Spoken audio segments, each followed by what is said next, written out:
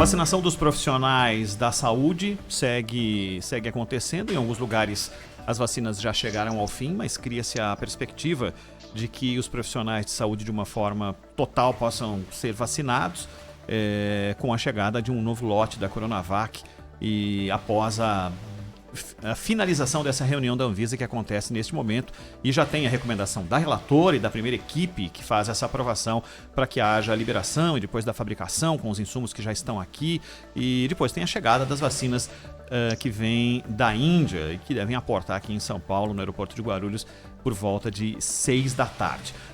Um processo todo de vacinação teve início aqui em São Paulo, no Hospital das Clínicas. Nós vamos conversar com Evaldo Stanislau de Araújo, que é infectologista do Hospital das Clínicas. Evaldo, como vai? Boa tarde. Boa tarde, Ronald. Boa tarde a todos os ouvintes. Eu quero, e o objetivo da nossa conversa aqui era para falar um pouco sobre escolhas, né? Mas eu queria, antes de começar, com um relato seu, que já foi imunizado e que está ali na linha de frente acompanhando todo esse processo junto aos profissionais do Hospital das Clínicas.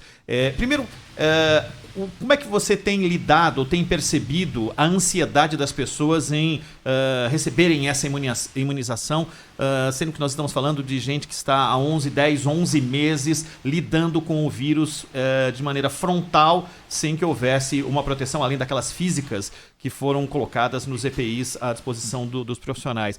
Principalmente do ponto de vista psicológico, o que você tem sentido da reação das pessoas com essa primeira fase da imunização?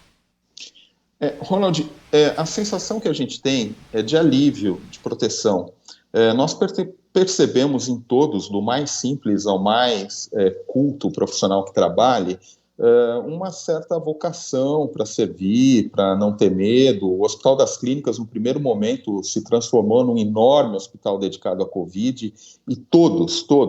Eu cansei de atuar lá no Hospital das Clínicas com médicos cuja especialidade não tem nada a ver com doenças infecciosas, né? E que foram para a linha de frente, que foram atender. Então, primeira coisa, eu queria ressaltar a coragem, a dedicação e a rapidez com que o Hospital das Clínicas se voltou para atender Covid. Se fosse necessário continuar atendendo sem vacina, eu posso dizer aqui, sem nenhuma chance de erro, que todos atenderiam sem vacina. Mas, com a perspectiva de receber a vacina, o que eu percebi, evidentemente, foi um grande alívio. Alívio esse que não veio desacompanhado da sensação de que, poxa vida, ainda bem que a gente está sendo vacinado, vamos continuar o nosso trabalho, mas precisa de mais, porque tem mais profissionais para serem vacinados e, sobretudo, tem toda uma população para ser vacinada. Mas eu diria para vocês que a nossa sensação foi de alívio para continuar um trabalho. Olá, doutor Evaldo, uma ótima tarde para o senhor. O senhor que é um dos profissionais da linha de frente, um dos mais dedicados que a gente conhece. Então, estendo aí a minha homenagem a todos os profissionais que estão aí se arriscando e ajudando a população aí nessa luta contra o vírus. Mas eu gostaria de falar com o senhor, tem duas preocupações, e isso a gente vai desenvolver ao longo do programa, que é a possibilidade da falta de leitos. Isso, todo mundo está apreensivo com isso, né? Porque os números eles vêm crescendo. E também quanto à vacinação. É uma grande esperança, mas eu vou citar há pouco uma entrevista do premier britânico Boris Johnson, que concedeu uma entrevista no Reino Unido, coletiva, e falou da preocupação com a nova variante do coronavírus, que ela teria sido responsável pela maior letalidade lá na Europa. Aqui nós já temos também a variante brasileira. E eu queria saber do senhor se isso é um motivo para grande preocupação, principalmente quando a gente fala de uma vacina que tem que imunizar. Ela é suficiente para prevenir aí essas cepas que estão chegando, se desenvolvendo, enfim, que a gente está descobrindo, né? Então, Sônia, boa tarde. Eu vou falar um pouquinho da sua primeira pergunta e depois eu falo da variante. O número de leitos preocupa, e eu acho que essa análise de leitos e taxa de ocupação, eu sempre digo isso, ela é muito dinâmica. Às vezes a gente vê quando está baixo, fica tranquilo, e eu nunca fico tranquilo quando está baixo, porque isso muda da noite para o dia. Então nós temos que estar preparados. E mais do que o percentual de ocupação, a gente tem que ver a qualidade da ocupação. Um paciente com Covid que vai para uma UTI, ele não é um paciente que fica pouco tempo na UTI. Então, a taxa de permanência desses pacientes em terapia intensiva e depois, na sequência, em enfermaria, é muito alta. Então, eu quero dizer, em outras palavras, que a rotatividade desses leitos, ela não é importante. Então, por isso que eu vejo que hoje o governo do estado abre aí novos leitos e sinaliza com a abertura de novos leitos, e eu quero trazer esse componente que eu vejo muito pouco discutido, inclusive na mídia e entre nós, que não é apenas número de leitos, mas a gente precisa de número de leitos porque a ocupação ela se dá por um tempo muito prolongado, a rotatividade é baixa, então eu não posso chegar lá simplesmente falar, olha, você já está aqui há 15 dias, eu te tiro e coloco outro. Então as taxas de ocupação, quando sobem, elas permanecem, porque os pacientes mais graves, eles ficam muito. Em relação à variante, eu considero que esse é um dos temas mais importantes, que mais preocupa. Aliás, Covid é um assunto que não tem saído da mídia e às vezes as pessoas até podem achar que é exagero e que é excessivo, mas não é nem exagero nem é excessivo, porque Covid passa por todos os setores da nossa vida, enquanto a gente não resolver essa crise, a vida não continua, né? E essas variantes, elas trazem um componente que é um novo componente, que é o componente da incerteza.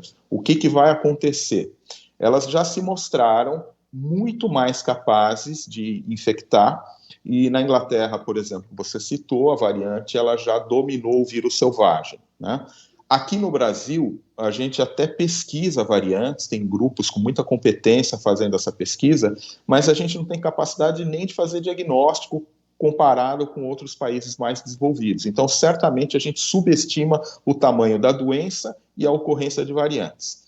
E as variantes que têm sido descritas, especialmente essa P1 que vem do Amazonas, já saem trabalhos, ontem mesmo saiu um pré-print de uma publicação, mostrando que elas têm o potencial de escapar da resposta imunológica e talvez de escapar da resposta imunológica induzida pela vacina. Então, veja que louco isso, que preocupante. A gente está numa disputa para vacinar todo mundo e se a gente não controlar essas variantes, pode ser que daqui a pouco a gente tenha que voltar a vacinar pessoas com uma vacina modificada que dessa vez proteja contra a variante. Então, é muito sério isso que nós estamos falando. Então, em teoria, a gente precisa conhecer melhor essas variantes, mas elas têm o potencial de disseminação mais rápida e de escapar da resposta imunológica. De causar doença mais grave, a gente ainda não tem essa evidência de maneira concreta também, mas a única maneira que a gente tem para atuar em relação a variantes e ao vírus selvagem é prevenir. E prevenir a gente faz com distanciamento, uso de métodos de barreira e vacina, que não pode ser uma vacina quando Deus quiser que a gente seja vacinado. Tem que ser uma vacina que chegue na quantidade, na velocidade e na capacidade de operação que a pandemia define e determina. Doutor Evaldo, boa tarde. O secretário de Saúde do município, o Edson Aparecido, ele reclamou que o Hospital das Clínicas tem recebido um número de vacinas proporcionalmente maior do que as redes municipal e privada.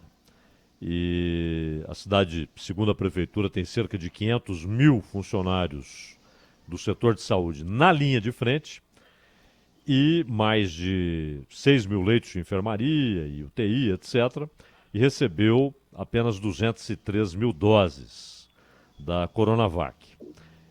O Estadão trouxe isso e o Globo, por sua vez, disse que profissionais da saúde de São Paulo dizem que a HC foi privilegiado.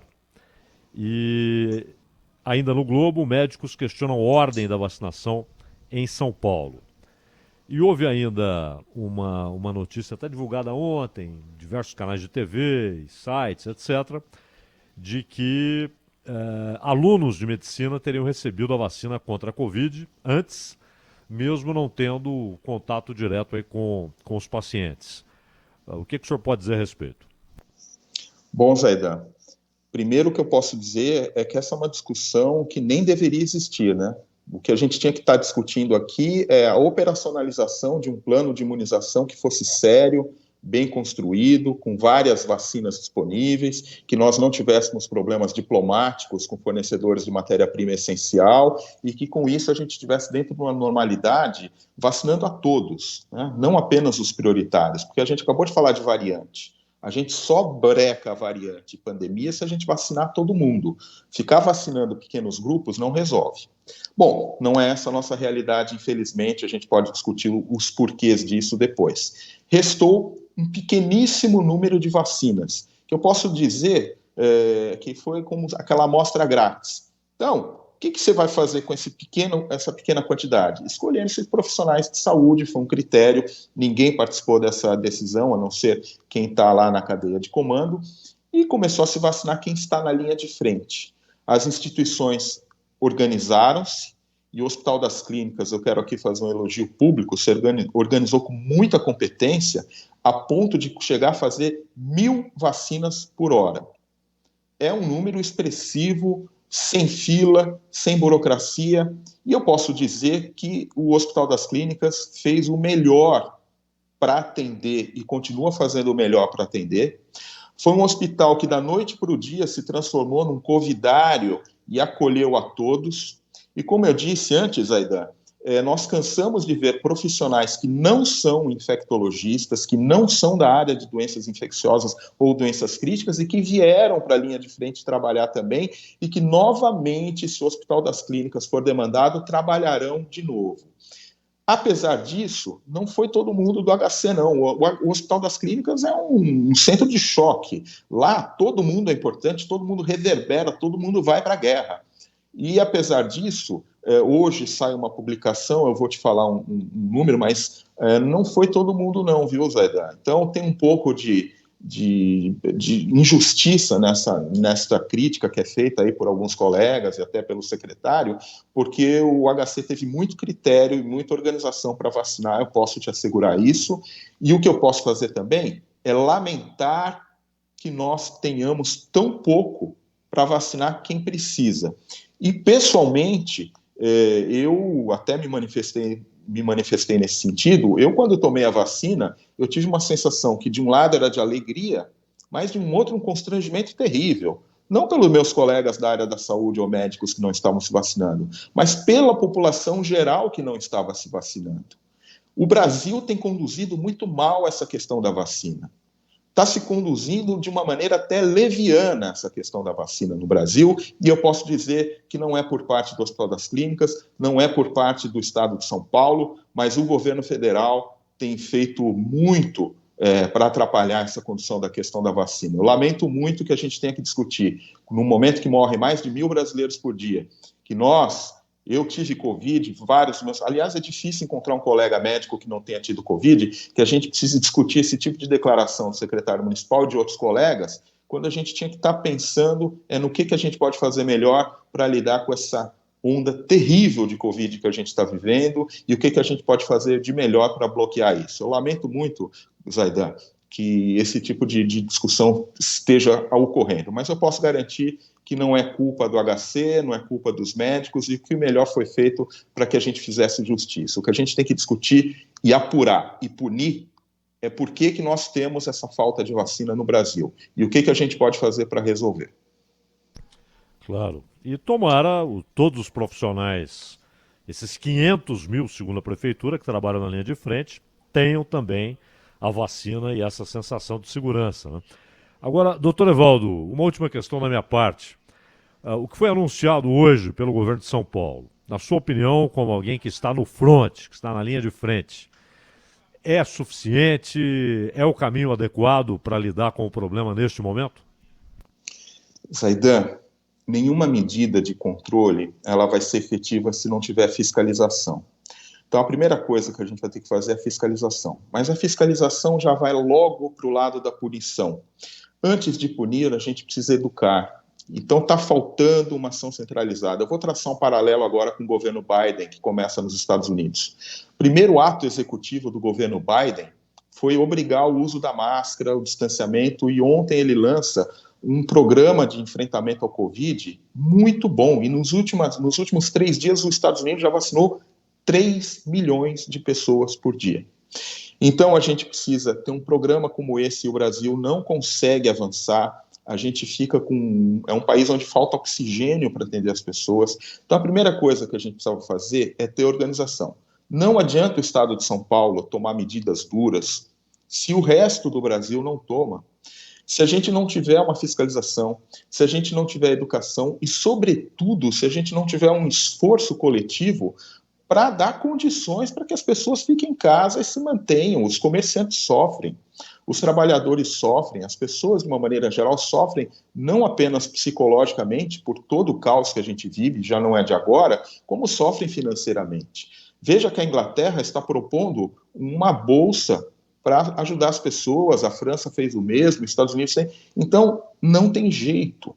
O Brasil, como nação, precisa dar condições para que as pessoas obedeçam essas medidas de contenção e que fiquem em casa, não façam nada além do essencial e que a gente consiga ter sucesso. Então, o que eu vejo é uma tentativa isolada do governo de São Paulo, acertada, necessária, porque só tem um jeito de a gente enfrentar essa pandemia, é evitar que as pessoas se infectem. Na falta da vacina, e a vacina não virá para todos tão cedo e na velocidade que a gente precisa, continuam valendo as medidas não farmacológicas. E entre elas, o distanciamento e o uso da máscara são as mais importantes. E o que a gente tem visto é que as pessoas, de maneira egoísta, individual ou negacionista, ou com um pensamento mágico de que o problema não existe, simplesmente estão levando a vida normalmente. Então, acho que faz muito bem o governo de São Paulo em sinalizar para a gravidade e faríamos muito bem todos nós se coletivamente conseguíssemos entender a dimensão do que a gente está vivendo e as consequências que poderão surgir ainda muito piores do aquilo que a gente está vivendo.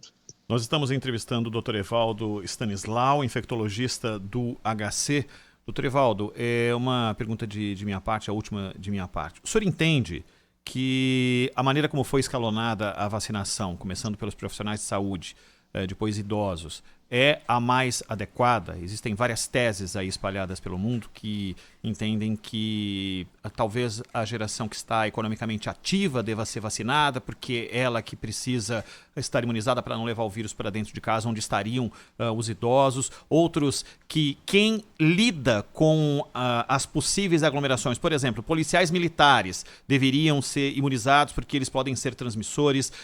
Outros, o motorista e o cobrador de ônibus, que lidam com algo que não foi resolvido pelo Estado de uma forma definitiva. Não existe uma forma até agora encontrada para diminuir a quantidade de pessoas nesse tipo de uso do transporte coletivo. O que o senhor entende como modelo ideal? É esse que está aí? Primeiro os profissionais de saúde da linha de frente e aquilo que foi apresentado com os idosos pelas faixas de idade apresentados?